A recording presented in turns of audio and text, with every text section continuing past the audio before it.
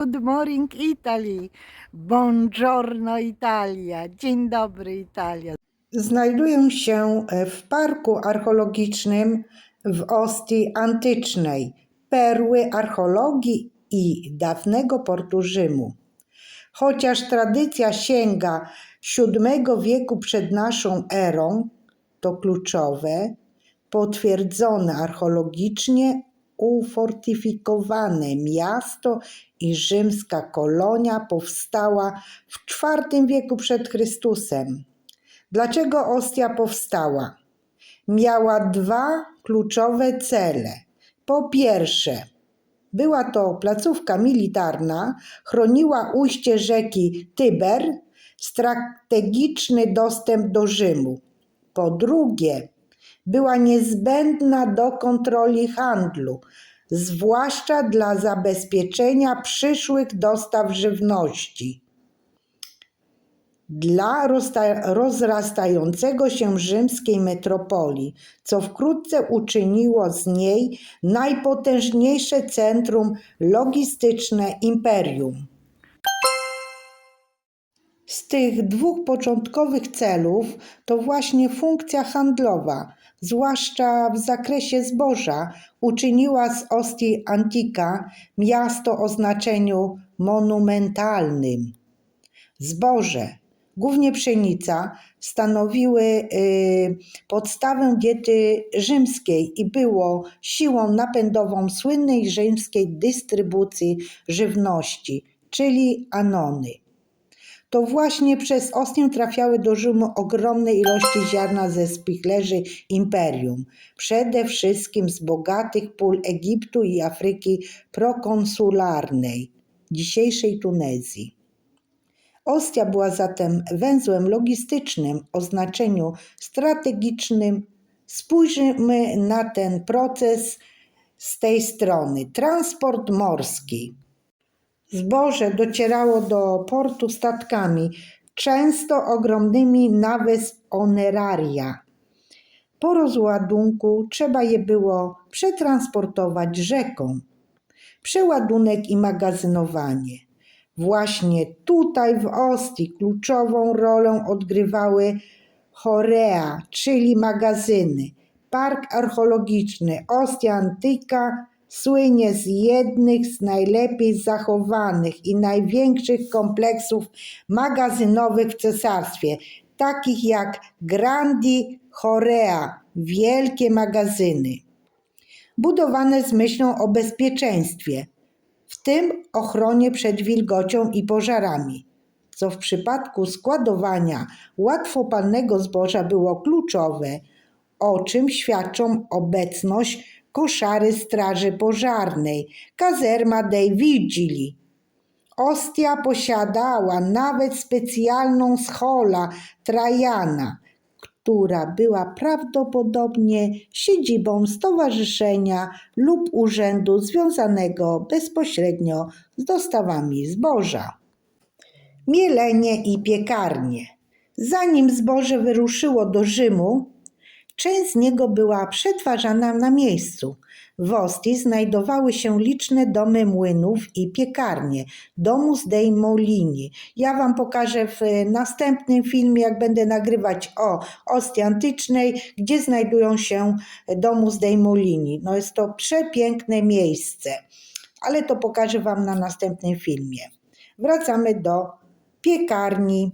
Właśnie jest to, że archeologowie odkryli tam ślady po mocowaniach mechanizmów i żarnach, co daje nam wgląd w skalę tego przemysłu w starożytnym mieście. No mówię Wam coś pięknego, będę musiała Wam to nagrać. Teraz transport rzeczny. Ostatni etap to transport do Rzymu.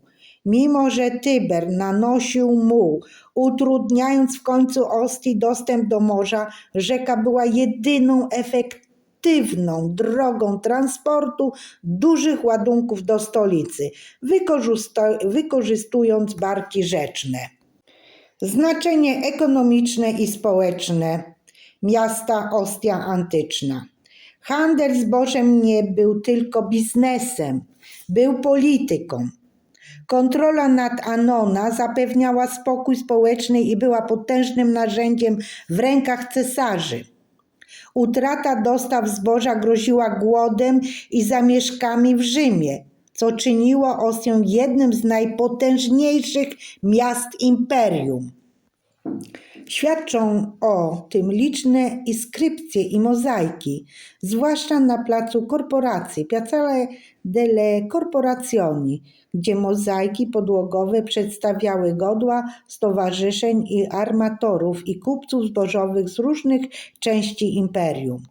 Ostia Antica to więc nie tylko ruiny portu, to muzeum logistyki, polityki i globalnego handlu antycznego świata, gdzie każda cegła opowiada historię zboża, która dosłownie karmiło imperium. Ostia Antica była czymś więcej niż tylko zbiorem magazynów. Jej strategicznym geniuszem była lokalizacja i rola, jaką odgrywała w architekturze logistycznej całego imperium. Ostia i Annona, czyli polityczne znaczenie żywności. Jak już wiemy, zboże z Afryki i Egiptu przepływało przez Ostię. System ten, zwany Annona, czyli publiczny przydział zboża i później innych produktów, był fundamentem polityki imperialnej. Utrzymywanie Annony w sprawności było warunkiem sine qua non, warunkiem koniecznym spokoju w Rzymie. Jeśli dostawy zawiodły, Rzymowi groził głód, a cesarzowi zamieszki utrata władzy. Ostia była więc politycznym wentylem bezpieczeństwa. To stąd kontrolowano, ile ziarna, kiedy i do kogo trafi. Każdy choreum i każdy statek był elementem tej wielkiej politycznej gry o przetrwanie Rzymu. Problemy geograficzne i narodziny Portus. Mimo tego, że Ostia była kluczowa, miała jedyną fundamentalną wadę. Rzeka Tyber. Ujście Tybru było stale zamulone, co z czasem uniemożliwiło wpłynięcie do portu największym statkom oceanicznym. Problem ten narastał i groził paraliżem Annony. Dlatego cesarze podjęli kolosalne, strategiczne decyzje. Najpierw Klaudiusz w I wieku naszej ery, a później Trajan na początku II wieku naszej ery zbudowali Portus, nowy sztuczny port na północ od Ostii. Portus ze swoim charakterystycznym sześciokątowym basenem był arcydziełem inżynierii. Zbudowanie Portus nie odebrało Ostii znaczenia. Wręcz przeciwnie. Ostia stała się wówczas miastem logistycznym zaplecza. To ona zajmowała się administracją, magazynowaniem i przetwarzaniem towarów, które rozładowywano w Portus. Oba porty działały jak jeden gigantyczny kompleks portowo-logistyczny. To strategiczne połączenie dwóch portów pozwoliło utrzymać Rzym przy życiu przez kolejne stulecia.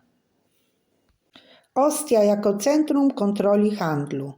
Strategiczną rolę Ostii doskonale widać na placu Korporacji, Piazzale delle Corporazioni, który znajduje się tuż za teatrem. To był antyczny odpowiednik giełdy i centrum spedycyjno-brokerskiego. Na mozaikach podłogowych placu możemy zobaczyć godła i inskrypcje ponad 60 różnych cechów i stowarzyszeń kupieckich. Są tam kupcy zbożowi, a także handlarze winem, oliwą, skórą, a nawet egzotycznymi zwierzętami. Każdy z tych biur reprezentował porty i regiony z całego świata śródziemnomorskiego, od Kartaginy przez Norybonę, dzisiejszą Francję, po miasta Sycylii. Plac ten był strategicznym centrum wywiadowczym handlu. To tu zbierano informacje o pogodzie, o stanie zapasów, o cenach. To tu zawierano umowy, które decydowały o tym, czy legionom w Germanii dostarczą wino, a mieszkańcom Rzymu chleb. To miejsce symbolizuje, że strategiczne znaczenie Ostii wykraczało daleko poza sam transport zboża. Było to miejsce, gdzie pulsował cały handel śródziemnomorski. Ostia Antica jest więc świadectwem, że w starożytności, tak jak i dziś, logistyka i kontrola szlaków zaopatrzenia były największą siłą strategiczną każdego mocarstwa.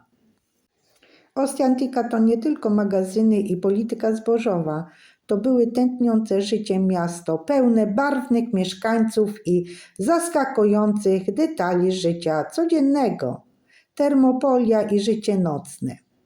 Jeśli szukacie rzymskiego odpowiednika fast food, znajdziecie go w Ostii. Miasto słynęło z Termopolia, czyli barów szybkiej obsługi. To lokale z charakterystycznymi ladami i wmurowanymi pojemnikami na jedzenie. Serwowały tanie posiłki na ciepło, soczewicę, gotowane mięso czy wino. Stanowiły centrum życia towarzyskiego, zwłaszcza dla robotników portowych i marynarzy. Co ciekawe, Termopolia często znajdowały się blisko młynów i chorea, co świadczy o tym, że ciężko pracujący personel potrzebował szybkiego dostępu do jedzenia. A przede mną znajduje się altanka, gdzie możecie zatrzymać się, zjeść kanapkę i dalej spacerować i delektować się cudownym miejscem, parkiem archeologicznym, który jest największym parkiem w Europie i jednym z największych parków archeologicznych na świecie. Teraz przejdę do mieszkania i kamienicy, czyli insula. W przeciwieństwie do Rzymu, gdzie dominowały ciasne, drewniane insula, Ostia jest znana z lepiej zachowanych, wielopiętrowych kamienic z cegły, zaprojektowanych dla klasy średniej. To nie były luksusowe domy z Rzymu, ale solidne, funkcjonalne mieszkania. Dzięki temu widzimy, że Ostia była domem dla zamożnych kupców, armatorów, ale też dużej rzeszy urzędników i rzemieślników, ludzi, którzy faktycznie nadzorowali gigantyczny biznes zbożowy. W tej chwili dochodzę do magazynów republikańskich, tak zwanych chorea. Stojąc w tym miejscu widzimy najstarsze świadectwo Ostii jako centrum zaopatrzenia. Magazyny republikańskie to chorea pochodzą z okresu Republiki Rzymskiej, prawdopodobnie z II wieku przed naszą erą i stanowią pierwotną infrastrukturę składowania. Tutaj widzicie jest napis magazyny republikani. W przeciwieństwie do późniejszych monumentalnych kompleksów cesarskich, magazyny republikańskie były budowane na mniejszą skalę i w skromniejszy sposób. Ich powstanie miało bezpośredni związek z reformami Gajusza Graccha, który uregulował dystrybucję zboża, czyli anony. Widzimy tu, jak już 2 wieki przed cesarstwem Rzym rozumiał, że przetrwanie zależy od bezpiecznego przechowania zapasów. Choć są dziś mniej widoczne niż późniejsze budowle, to właśnie one zapoczątkowały kluczową rolę Ostii jako spichlerzem imperium.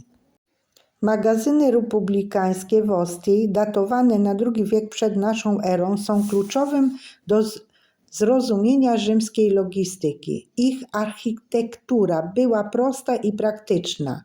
Budowano je z myślą o maksymalnym zabezpieczeniu.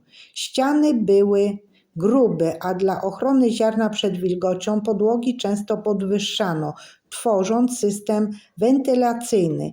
Co najważniejsze, ich lokalizacja była strategiczna, znajdowały się tuż przy nabrzeżach Tybru.